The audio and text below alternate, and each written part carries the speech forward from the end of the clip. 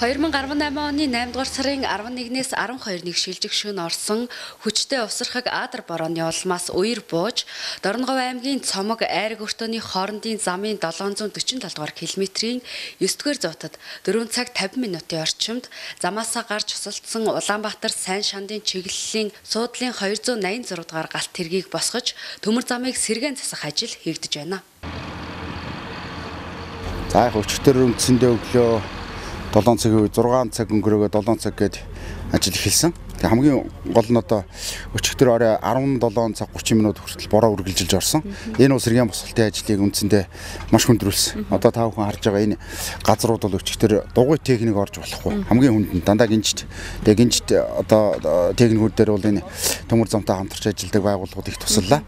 За иргэд тэгээд энэ Дорноговь аймгийн Айраг сум энд орчин байж байгаа сумынхан их тусалсан цэргийн ангууд туслалаа. Дээрээс нь сайн шанд дээр ажиллаж байгаа тэр нефтийн үйлдвэрийг барьж байгаа манай одоо төмөр зам туслан гүйцэтгэгчээр ажиллаж байгаа байгууллагуудын техникүүд бас олон ирсэн.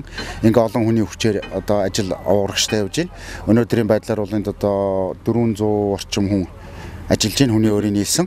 Тэгээ бид нар бол яг хоолунд одоо бүхэл эмнэлгийн үйлчлэгээгээд ингээ бүх ажлууд бол газар дээр хийгдээд ээлжээр бас ажилчдаа зах хэмжээгээр намраана ингээд л ажиллаж байна да. Улаанбаатар төмөр замаас мэдээлснээр 328 зорчигчтой явсан уг галт тэрэгний зүтгүүр унаж 4 галт тэрэг замаас гарсныг өчигдөр орон 20 цагийн байдлаар зүтгүүрийн нэг секц 4 галт тэргийг замаас холдуулж сэргээн босгалтын ажлыг шуурхай хийх үүднээс Оросын холбооны улсаас өчигдөр шөнө нэмэлт хүч ирэн сэргээн босгалтын галт тэрэг техникийн хүчээр төмөр замыг засч сэргээн өнөөдрөөс хөдөлгөөнийг нээхээр төлөвлөн ажиллаж байна. Огооны зарчигч бол 329 хүн байсан. Тэгээд хүмүүсээ үзэж эренбэл ангилалтаа хийж 11 зарчигчийг бол Айраг сумынхаа эмнэлэг дээр авчиж анхан шатны тусламж үйлчилгээ бол үзүүлсэн байгаа. Ерөнхийдөө бол яг дандаа зөөлөдий гэмтэлтэй ерөнхийдөө жоохон хөнгөн хэлбэрээр гэмтэл авсан хүмүүсээ бол авчирсан байгаа. Тэгээ үүнээсээ бол Дорноговь аймгийн нэгдсэн эмнэлэг рүү бол 8 хүн, Говьсүмбэр аймаг руу бол 3 хүн шилжүүлсэн. Тухайн үед бол аймгийн нэгдсэн эмнэлгийн 103 Дадан Жаргалангийн эрүүл мэндийн төв онцгой байдлаа цагдаагийн газар дараагийн хамгийн газар ер нь бүх л хүмүүсээр онцгой байдлаа хамтран ажилласан байгаа. Тэгээ хамгийн гол нь бол одоо бид нар өчигдөр энэ лүү дугуй техник орж болохгүй байгаа учраас энэ уулнаас шороо татахын тулд нийтдээ өнөөдрийн байдлаар 6500 куб метр шороог татсан байна. За дээрээс нь энэ зам одоо ашиглалтанд оруулахын тулд 4 м өндөртэй уул шороогоо хийж байна. Тэгээ дээрээс нь уул шорооны дор чулуу хийх ёстой. Хүчүүлж за тэр чулуугаа бол олон овоогоос татж гин гээд ингээ шиширээ дарсан олон ажлууд байна. За тэгээ энэний үр дүнд бол бид нар өнөөдөр нэг 19-өөс 20 цагийн үед бол үндсэндээ хөдөлгөөнөө нээчих байхаа гэсэн ийм л зорилготой ажиллаж байна. Сэргээн босгох ажилд 200 гаруй төмөр замчин Зүүн Баянгийн цэргийн ангийн 2 танк зэрэг хүн хүч техник оролцож өдөр шөнөгүй шаргуу ажиллаж байгаа талаар Улаанбаатар төмөр замаас мэдээлсэн юм. Мөн Дорноговь аймгийн онцгой байдлын газар цагдаагийн байгууллага зэвсэгт хүчний 281 336 дугаар анги, Сайн шанд хотын болон Говьсүмбэр аймгийн төмөр замын цэрэгжүүлсэн хамгаалалттай гал унтраах анги, Дорноговь аймгийн эрүүл мэндийн газар төмөр замын байгууллагын ажилтан зэрэг нийт 486 хүн 106 автомашин техник хэрэгсэлтэйгээр ажиллаж байгаа юм. 8 сар 12-ны өдрийн 0:30 минутанд бол эхэлсэн байгаа. За маш хүчтэй усан бороо орсон учраас одоо Айраг сумын зөө хэсэгт хонхор газар буусаа айл өрхт маань усан давтаж одоо нийтдээ яг одоо цагийн байдлаар болохоор 10 айл усан давтсан. Өчтөрийн байдлаар бидэд өчтөр буюу 11-ний байдлаар 12-ны байдлаар бидэд 8 айлыг бол аюулгүй хувьд гаргаж за иргэн бага насны хүүхдүүдийг бол аюулгүй байдалд аваачсан байгаа. За өнөөдрийн байдлаар бол энэ 2 айлыг аврах ажиллагаа явагдаж байна. Өнөөдөр галт ургамтраа аврах 23 дугаар ангийн ангаас 20 албаагч, за Айраг сумдаг улсын нөөцийн салбараас 8 албаагч, за Говьсүмбэр аймгийн онцгой байдлын газрын 6 албаагч ингээд ажиллаж байна да. Одоо Говьсүмбэр аймгийн онцгой байдлын газар ажиллаж байгаа албаагчд бол Айраг сумаас урагшаа төв сумын дэвд байгаас нэг 2 айлыг бас нөлөөлөн шилжүүлэх ажлыг давхар хийгдэж байна. Орон нутгийнхан энэ хамтарч ажиллаж байгаа бүх улсуудаа одоо төмөр замчдын өмнөөс талархаж байна да. За Оросоос яагаад одоо авчирваа бид нар өөрсдөө болохгүй болоод тэгсэн үг л тийм биш. Ягаад тэгэхээр бид нарт өөрийн сэргээн босгох галтрыг байна хэвээ ажиллаж байна. Гэхдээ энэ нойтон газар дээр чинь одоо дамхраа тавиад ингээд юм өргөнө гэдэг бол маш хүнд.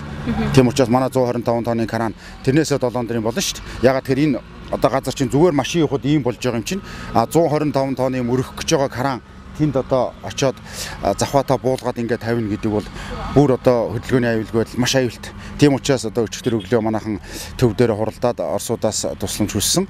Тэгээ өнөөдөр хоёр талаас ороод ингээд ажиллаад сэргээн босголтын ажил ямар ч байсан 19-с 20 цаг гэхэд бол дууснаа л гэсэн төлөвлөгөөтэй. Осолцсон элчит тэрэгний нийт жин нь 150 орчим тонн бөгөөд дээрх ослын улмаас гэмтсэн хүмүүсийг Дорногов аймгийн Сайн Шант сумын нэгдсэн эмнэлэгт хүргэн эмнэлгийн тусламж үйлчилгээ үзүүлжээ. Даатгал эмнэлэг онцгой байдлын алба, төмөр замын удирдах газар болон осол болсон газар дээр зам тавир хөгжлийн яамны удирдлагууд бүрэн бүрэлдэхүүнээрээ ажиллаж байна. Одоо энэ зам тавиад ингээ үндсэндээ одоо хайрга ирнэ. Тэгээд чигжид дуусаа тэгээд араас нь 125 тонны кран орж ирж зүтгүүрээ өргөндөө. Тэгээд хажуу тийш нь болгоод тэгээд одоо хөдөлгөөний нээх асуудал. Төмөр замчдын хувьд бол хамгийн түрүүнд хөдөлгөөний нээх нь юу юунаас чухал.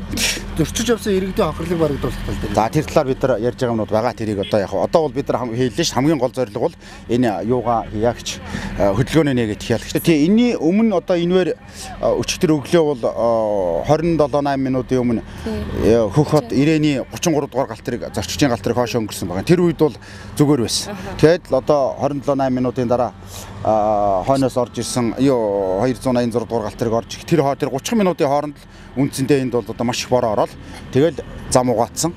Тийм л юм болсон. Бус зайлуулах систем энэ төр байсан юм уу? Гэхдээ байлгүй энд одоо байна шүү дээ. Манайхан тэнд хоолойнууд байна.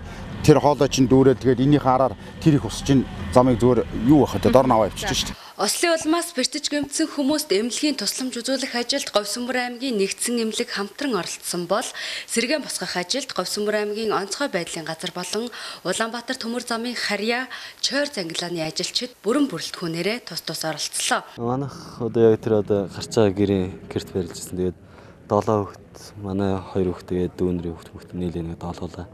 Тэгээд том хүн нэг 6 доолуулаа. Хажаалын нэг 4 5 хүнтэй. Ясаа тэгээд дөнгөж бороо орлоо ус орж ирлээ гэж гарах төдийд зүгээр л хоромхон төдийд өвдөмөгдөр татаад усан. Тэгээ хүүхдүүдээ өмсөж байгаа хувцастай хүүхдүүдээ шалдан нэцэн тэгээд аваад нааш гарч ирсэн. За одоогоор энэ хаана байрлаж байна? Одоо энэ ах хичээндээ тэгэл айл хонор тэгэл хоогдталаа ажил. Өчигдрийн байдлаар одоо ингээд нэг цагаас хойш айраг дээр минь одоо ингээд болж байгаагүй юм үйл явдал тохиолоо. Тэгээд өөр хүүхдээ одоо хамгийн гол нь нэг өнгөрөөгд 2 төхүүлээд хүүхдээ авч гарсан. Тэгээ эд хөрөнгөө энэ байшинда амхандаа л хуурай газар руу оруулаа гэж бодсон. Оруулж чадаагүй. Тэр чигээрэл бүх юм уяр давтаал хэдэн 2-3 цагийн дотор ер нь бүх юм тэгэл усанд тавцсан да. Тэгээд гэр орны байдал одоо тэгэл өмсөж зүүх хувцас сунар ер нь тэгэл тэр чигээрэл ер нь авах юмгүй л болсон байгаа да. Байгалийн давтагдчихгүй хүчин зүйл болж Дорногов аймгийн Айраг сум нэлэхүйдээ усан давтаад байгаа талаар холбогдох албаны хүмүүс мэдээлж байлаа.